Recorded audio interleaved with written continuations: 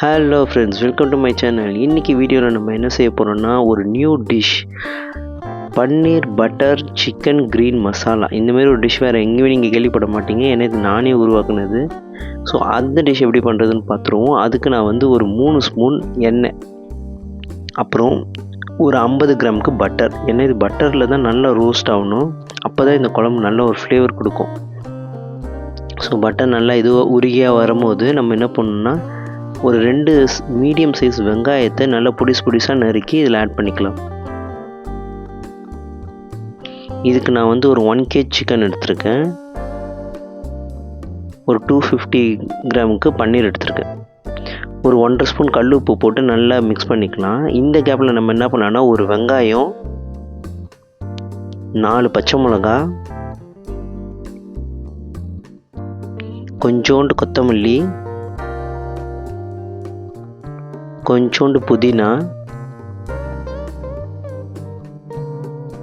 எல்லாம் ஒரு கைப்பிடி, 1 கப் தயிர்.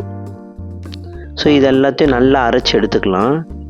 இப்போ வெங்காயம் நல்லா வதங்கிட்ட பிறகு நான் வந்து என்ன பண்ணுறேன், சிக்கன் ஆட் பண்ணுறேன். இது வந்து ஒரு 1 kg சிக்கன்.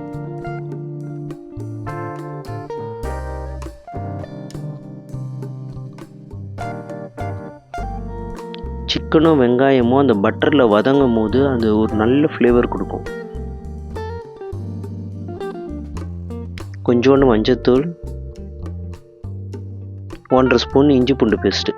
இதை போட்டு நம்ம நல்லா மிக்ஸ் பண்ணிவிட்டு அந்த பச்சை வாசனை போகிற வரைக்கும் நல்லா வதக்கிக்கலாம். அது பச்சை வாசனை போயிட்டதுக்கப்புறம் நம்ம அரைச்சி வச்சோம் இல்லையா, அந்த க்ரீன் மசாலாவை இதில் ஆட் பண்ணிக்கலாம். அது கொஞ்சோண்டு வாஷ் பண்ணி தண்ணியோடு சேர்த்து ஆட் பண்ணிக்கிறேன். ஓகே, இப்போ இதை நல்லா மிக்ஸ் பண்ண வேண்டியதான். இவ்வளோ தான் இந்த ரெசிபியே. இன்னும் ஏன் பன்னீர் போடல அப்படின்னு கேட்குறீங்களா? நீங்கள் பன்னீர் இப்போ போடக்கூடாது. இப்போ வந்து மசாலா ஸ்டார்ட் பண்ணிடலாம். இது வந்து பார்த்திங்கன்னா அந்த பட்டை, லவங்கம், கிராம்பு அது எல்லாத்தையும் அரைச்ச பவுட்ரு.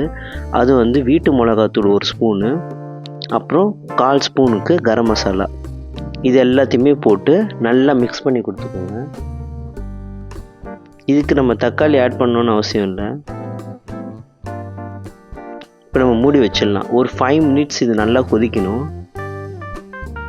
இப்போ 5 மினிட்ஸ் அது விட்டுட்டோமா, இந்த ஸ்டேஜில் இது வந்து சிக்கன்லாம் தண்ணி விட்டுருக்கோம். இந்த ஸ்டேஜில் தான் நம்ம வந்து பன்னீரை ஆட் பண்ணணும். இது வந்து ஒரு 250 கிராம் பன்னீர்.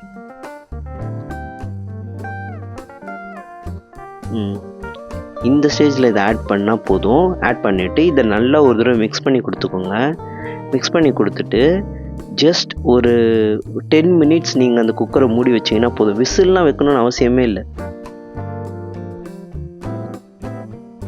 அவ்வளோதான். இப்போ நல்லா ஒரு மிக்ஸ் பண்ணி கொடுத்துட்டிங்கன்னு வச்சுக்கோங்களேன். பன்னீருக்கெலாம் ஒரு 10 நிமிஷம் இருந்தாலே போதும். அது நல்லா கிரேவி உறிஞ்சிடும். ஸோ இந்த ஸ்டேஜில் நம்ம மூடி வச்சிடலாம். மூடி வச்சுட்டு ஒரு 10 நிமிஷம் கொதிக்க விட்டுருங்க. விசில் வைக்கணும்னு அவசியம் இல்லை. ஜஸ்ட் ஒரு 15 மினிட்ஸ் தான். அப்போ ஒரு 5 நிமிஷம், இப்போ ஒரு 10 நிமிஷம். அவ்வளோதான், குழம்பு ரெடி. இது வந்து பன்னீர் பட்டர் சிக்கன் க்ரீன் மசாலா இப்படின்னு ஒரு பேர் வச்சுக்கோங்க. லாஸ்ட்டாக கஸ்தூரி மெத்தி. இது ஒன்றும் கிடையாது. பன்னீர் பட்டர் மசாலாவும் க்ரீன் சிக்கன் மசாலா பண்ணுவோம் இல்லையா, ஹரியானா, அந்த 2த்தையுமே மிக்ஸ் பண்ணி ஒரு டிஃப்ரெண்ட்டான வெஜ் அண்ட் நான்வெஜ் கிரேவி இது. அவ்வளோதான். இது வெஜ்ஜு சாப்பிட்ணுன்னு நினைக்கிறவங்க வெஜ்ஜு சாப்பிட்டுக்கோங்க, நான்வெஜ் சாப்பிட்ணுன்னு நினைக்கிறவங்க நான்வெஜ் சாப்பிட்டுக்கோங்க. ஓகே, நீங்களும் இதேமாதிரி வீட்டில் ஒரு தடவை ட்ரை பண்ணி பாருங்கள். இந்த டேஸ்ட் செம்மையாக இருக்கும். ஒரு தடவை ட்ரை பண்ணி பார்த்துட்டு எப்படி இருந்தது கமெண்ட்டில் சொல்லுங்கள். இந்த வீடியோ பிடிச்சிருந்தா லைக் பண்ணுங்கள், கமெண்ட் பண்ணுங்கள், ஷேர் பண்ணுங்கள், மறக்காமல் சப்ஸ்கிரைப் பண்ணுங்கள். அப்படியே பக்கத்தில் இருக்க அந்த பெல் ஐக்கானையும் ப்ரெஸ் பண்ணுங்கள். பாய் பாய்.